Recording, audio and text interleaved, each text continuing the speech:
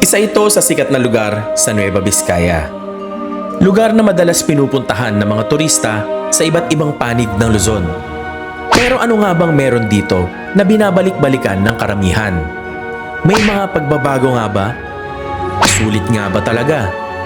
Gaano kadali pumunta rito? Lahat ng yan ipapakita natin. At may isang sikreto ang pangalan ng lugar na ito na dapat niyong malaman. Mamaya sasabihin natin yan.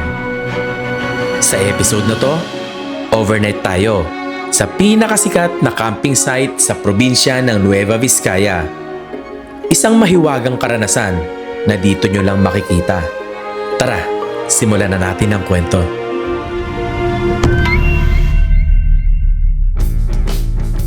Kung pupunta kayo rito at manggagaling sa katimugang bahagi ng Luzon, ang pinakamagandang ruta na dadaanan nyo ay ang Villaverde Trail sa mga bayan ng San Nicolas sa Pangasinan at Santa Fe, Nueva Vizcaya.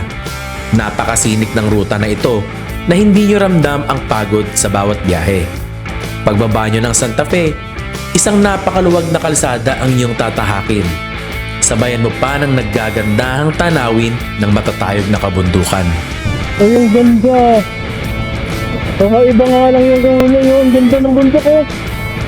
Kita nyo ba yan? Ang ganda!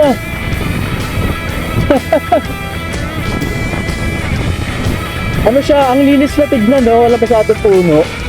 Yun nga lang, nagdadry. Namamatay yung mga damo. Gawa ng, siyempre, summer, mainit. Pero ang ganda niya, oh. Ayun to, oh. Grabe. Ganda naman pala dito, Vizcaya. Napakahaba ng biyahe natin dito. Enjoy naman tayo dahil walang traffic sa lugar na to. Tanging init lang ng araw ang kalaban natin. Dito na tayo sa may Bayombong. Napakalayo pala nitong Napakalayo pala nitong pupuntahan natin. Ayan. Pahinga muna tayo sa 7-Eleven at coke muna tayo, tapos mamaya 39 minutes, 40 minutes nandun na tayo sa campsite. 4:22 na. So hapon na, mga 5 o'clock siguro, or 5:10 nandun na tayo. Pahinga muna. Ang init, grabe. Ang ating destinasyon ay matatagpuan sa bayan ng Bagabag, sa isang tagong sulok kung saan mayaman sa magagandang tanawin at payapang kapaligiran. Halika, tahakin natin ang ruta papasok sa pinagmamalaki ng bayan na ito. Mahirap ba o madali? Eto, simulan na natin. Okay, so papasok na tayo sa Humming Farm. At magmula dito ay 7 kilometers. Sa wakas, hindi tayo inabot ng dilim. Grabe, ang layo pala nito. Parang buong araw na tayo bumubiyahe eh. So expect niyo ganito yung dadaanan natin papunta sa Humming Farm. Actually, first time kong pumunta dito at wala akong idea sa mga madadaanan. Tulad nito, sira yata yung tulay. Bridge temporarily closed for tricycle and motorcycle. Okay. Pwede palang motorcycle. Ang bawal yung mga malalaking vehicle siguro. Ahon to Puro ahon to pero hindi naman ganun katarek. Kayang-kaya naman ng kahit na bisikleta. Okay din itong Nueva Vizcaya eh. May compare ko siya guys sa sa Gabaldon, Nueva Ecija. Kasi during biyahe natin, buong biyahe, although hindi ko na record kasi hahaba lang yung motovlog dito sa video eh. Hindi ko na record pero yung mga scenic na makikita natin parang sa Gabaldon pumunta tayo. Ito medyo matarik na. Ito ang takbo ko below 40. Medyo matarik. Kung pupunta kayo dito, expect ninyo na tuloy-tuloy yung pag-akyat natin. At mag-iingat lang din kayo kasi madalas kayo makakakita ng mga magtotropa. Ayan, na pag-alagala dito. So kung mabilis kayo, makakatamba kayo. 1.1 kilometer Humming Farm. Humming Strawberry Farm. Alright, we're here. Okay, ito na. Okay, ito muna tayo dito. Humming Farm. Welcome dito sa Humming Farm. So guys, nandito na tayo ngayon sa ating kakampingan. Ilatag ko na rin yung ating ground sheet. Pakita ko sa inyo yung view. Ganda, no? Ganda pumesta dito, kaso sabi ko doon na lang ako sa may ilalim ng puno kasi doon daw sumisikat yung araw para kung masikat man kahit pa paano may shade tayo na makuha. 360 view. Ganda dito. Ganda ng sunset, oh. Okay, so, ayun pa pala yung araw, nasa taas pa pala eh. Sabi ko sa'yo kanina. Ngayon lang nagpakita eh. Kung kailan binaba ko na yung drone eh. Tinignan mo kanina na natatakpan ng ano ka mo. Natatakpan kasi ng ano. At may kasama tayo, family, nagpipiknik dahil birthday ni Ate kasi. Ate Cassie. Happy birthday! Anong wish mo? Ano wish mo? Kanina ang daldal mo ngayon, nahiya ka. Nahiya siya, guys. Kanina ang daldal niya eh. Ilang taon na po si Cassie? 6 po. Uy, happy 6th birthday ha. Nahiya siya sa camera kanina. Kanina daldal siya ng daldal sa akin eh. At si Kuya, ano pangalan mo Kuya? Mark DJ. Mark DJ. Kayo po ma'am? Jonah May po. Si Ma'am Jonah May. Kayo sir? CJ po. Si Sir CJ. Ayan. Pipiknik sila dito kasi birthday ni Ate Cassie. Ayan. Pinagmamasdan nila yung sunset. Ganda kasi ng view dito eh oh. At tayo naman nagsiset up pa lang. At maya maya tapos na rin naman tayo dito. Ang ganda ng view natin dito. Ang problem lang natin, bukas ng umaga, ang sikat ng araw ay dito. So mainit. So dapat makapag-break camp tayo by 7 AM or 8 para hindi naman tayo sunog sa araw. Yan, ganda dito.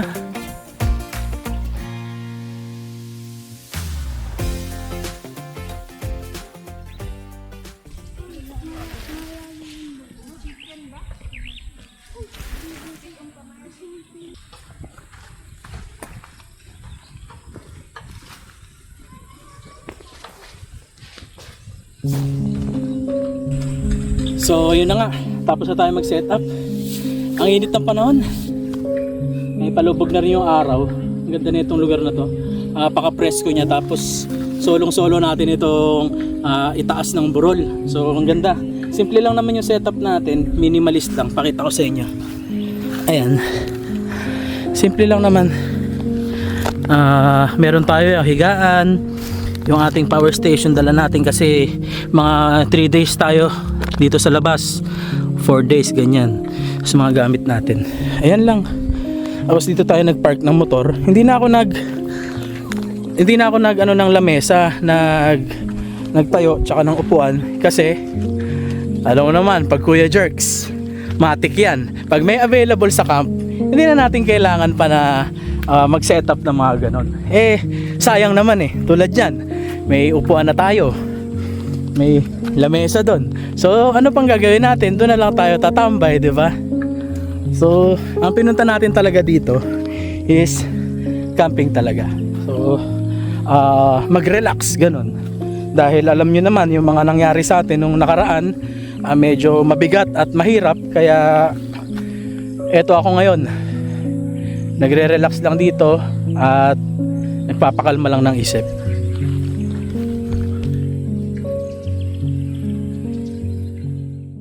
Ang mismong farm ay may restaurant kung saan pwede kayong kumain kung wala kayong baon. Marami rin mabibili rito, kaya kahit wala kayong dala, wala kayong poproblemahin. Masarap ang mga pagkain dito. Para ka na rin kumain sa isang sikat na restaurant.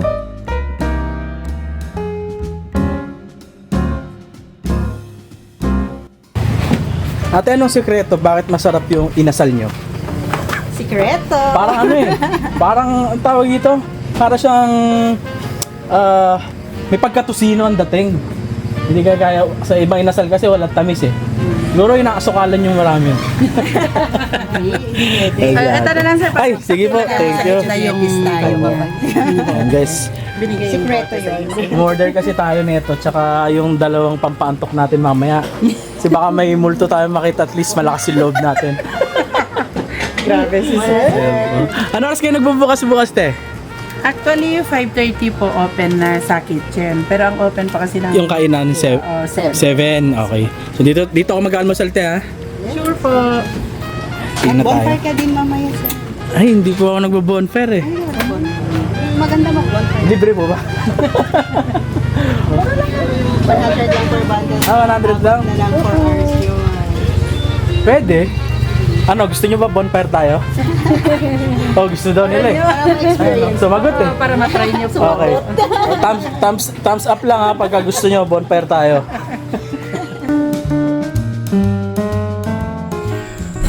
Oh, baka sabihin nyo, di tayo naliligo ah. Shower tayo. Init kasi ng panahon ngayon. Sobra. Ayan, meron sila dito, ayan lababo kung gusto nyo mag-toothbrush. Pakita ko na rin yung CR. Ayan, dito tayo naligo. And, ito, may toilet dito. Vacant. Ayan, nakalagay naman. Tapos, pang female siguro to. Kasi ito nakalagay male eh. So, ayan CR nila. Wala siyang wala siyang bidet. May tabo timba naman. Tapos, may palaka. Kanina, naliligo ako dito.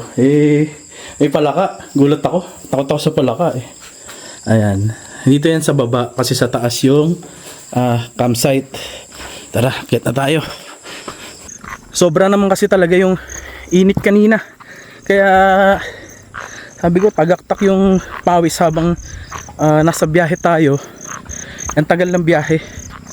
Kaya masarap talagang magpa-refresh kapag ganitong gabi. Sakto. Paglabas natin sa CR, pagbalik dito sa campsite, presko na. Hingal.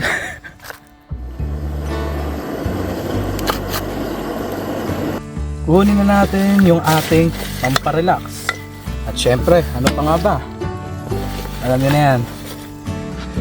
Dalawa lang guys yung pinabili natin dahil nagbabawas tayo. And nga pala, order din tayo kanina sa kanila ng sisig para sa ating tambulots. So ano pa nga bang hinihintay natin? Solo ship na!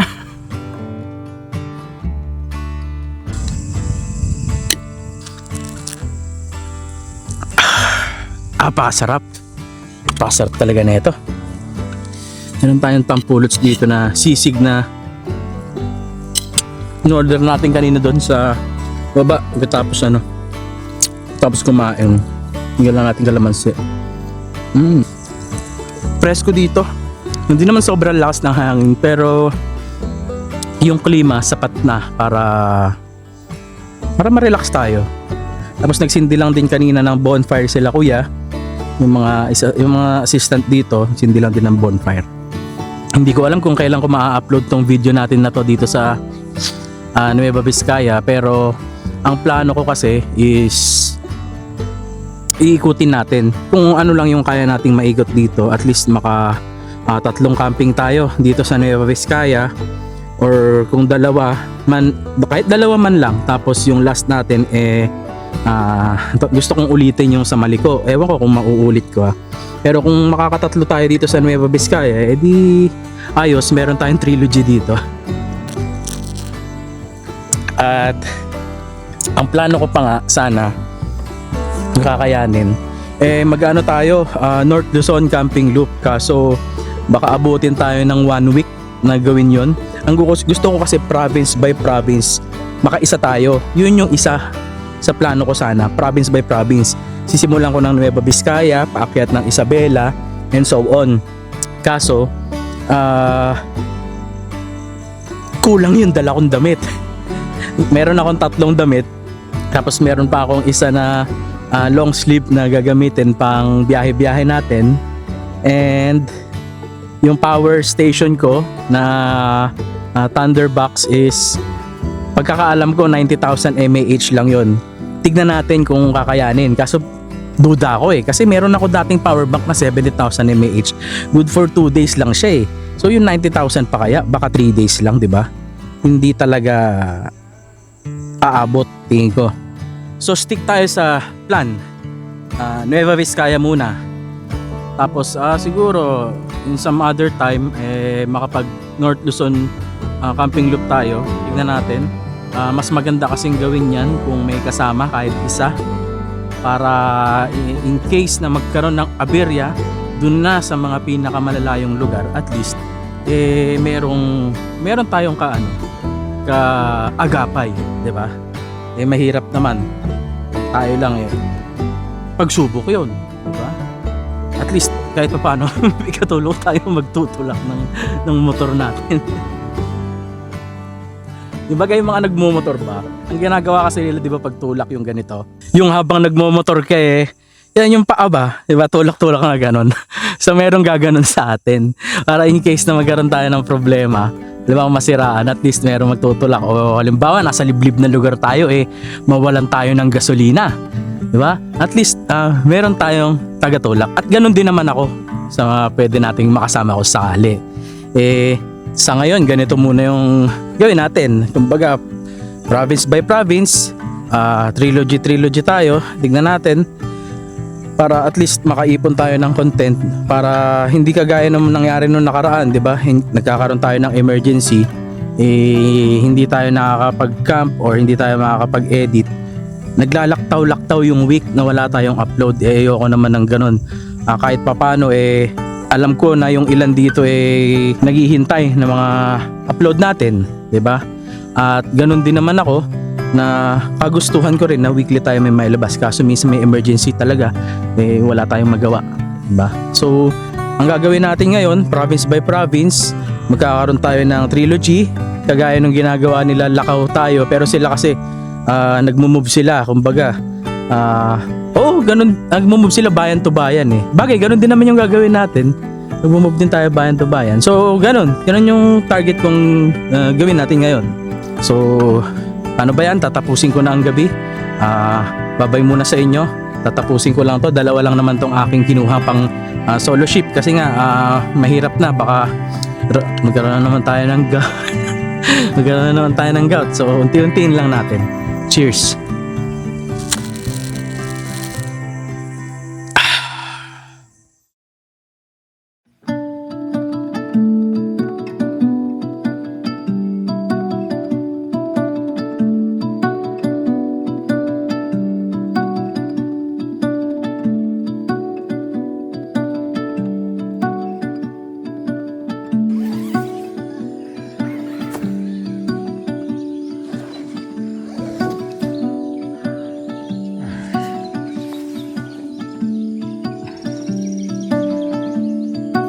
Morning, good.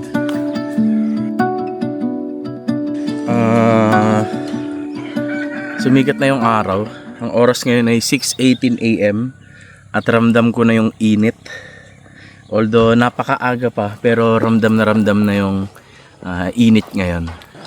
Wala tayong choice, guys, kundi mag-break camp ng maaga. Tatanggalin natin itong tent natin dito.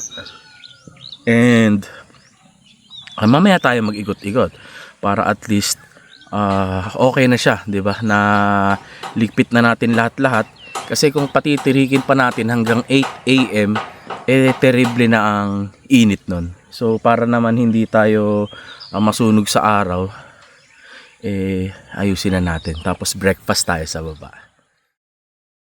Tirik na yung araw, kaya bumaba muna tayo. Buti na lang malapit dito sa CR, meron tayong kubo, yung ang welcome hut. Ayan Hi Duma Tongan, welcome hut. So dito muna tayo tumambay dahil tirik na yung araw sa taas, napakainit yun, mahirap pagka ganun. Mabilis lang naman tayo nagligpit kasi tent at higaan lang naman yung ating sinet up. At ito, tambay muna tayo dito. May trail nga pala dito sa baba. Ayan, kung makikita nyo, pagbaba nyo dito, ayan yung CR, diba? Ayan Ano lang naman to, mga iba't ibang uri ng bamboo ang makikita nyo dito sa baba. Kung gusto nyo maglakad-lakad, okay naman, kaso tayo hindi tayo maglalakad. Ayan, tulad nyan, merong Boston bamboo, at ito Chinese bamboo, at yung nandun, giant bamboo. Ayan giant bamboo. So mga iba't ibang uri ng bamboo ang makikita dito sa baba nitong burol. Tapos yung kanilang sink ay, sink ba ito? Ay hindi, ihawan. May sink din. Ayan, pakita ko sa inyo, may tubig. Nandito na tayo. Nag-camping na rin tayo. Para at least kung pupunta kayo dito, meron na kayong idea kung ano yung mga meron at makikita dito. Ayan ihawan. Tapos may mga kubo sila pinaparent. Check nyo na lang sa kanilang Facebook page ito. Ayan. Inquire na lang kayo regarding sa mga rates ng kanilang kubo. Kasi mahirap baka magbago yung rates. Iba-iba Sa ibang within a year or after 1 year, nagbabago talaga yung mga presyo ng rates. Tapos doon sa taas, ayan, andyan din yung bahay nung may-ari. Kaso nasa ibang bansa yung may-ari nitong Humming Farm. Tapos may trivia pala tayo. So di ba ang bigkas natin lahat dito sa pangalan ng campsite ay Humming Farm. Di ba? Parang huni ng ibon, awit ng ibon. Pero may pinanggalingan pala yan. Yung pangalan ng mother na may-ari is Humyo, Humyo. Tapos yung father niya is Umming, Umming. So pinag-combine Humyo and Umming, kaya naging Humming. Syempre nasa nature tayo, at maraming umuuning ibon naman talaga dito, kaya siguro ginawa nilang Humming yung pangalan nitong strawberry farm nila dito. So yun pala yung meaning ng Humming. Pag-aari siya ng mag-asawang Humyo and Umming. So dyan tayo nag-camp sa taas, di ba? Ngayon meron silang parking banda ron kung saan nag-camp yung family. Ayan. Ayan sila dyan. Car camping. So pwede kayong mag-car camping doon. Then hindi na ako maglalakad kasi mainit guys Tapos ito may mga ginagawa sila dito. Hindi ako sure kung ano ito. Pero parang mga welcome hut din or or baka mga kubo din. Hindi tayo sure Ayan. Tapos maraming kubo dito. Tapos may mga tanim na mga mangga. Ang daming mga tanim dito. Tapos yung kanilang parang function hall. Ayan yung gazebo nila. Tapos ayan, ang ganda ng mga bundok Grabe. Mga matataas na burol, tapos mga kabundukan. Hindi ako sure, baka Caraballo Mountain yan kasi galing tayo ng San Nicolas Baka Caraballo Mountain yan. Tapos tabing kalsada lang itong campsite. Tapos pagpasok nyo dito sa loob, hindi siya sementado. Ganyan, off-road siya, pero yung mga ganyang klaseng off-road madadali lang naman yan. Kada bagong lugar na napupuntahan natin, bagong pakiramdam, bagong karanasan. Ang sarap nung ganito. Sabi nila, nature therapy. Tama naman. Kung may dinadala kang mabigat kaibigan, pumunta ka lang sa ganitong lugar. Libangin mo ang sarili mo. Yung mismong biyahe at tanawin, yun ang magsisilbing pansamantalang gamot sa mga bagay na iniisip mo. Napakagandang lugar. Balik din tayo dito balang araw. May mga kasama na tayo. Pero so far, ang habol kong relaxation ay nakuha ko naman dito. Sobrang relaxing. Pag-relax tayo ng maayos. Bibilan na tayo guys.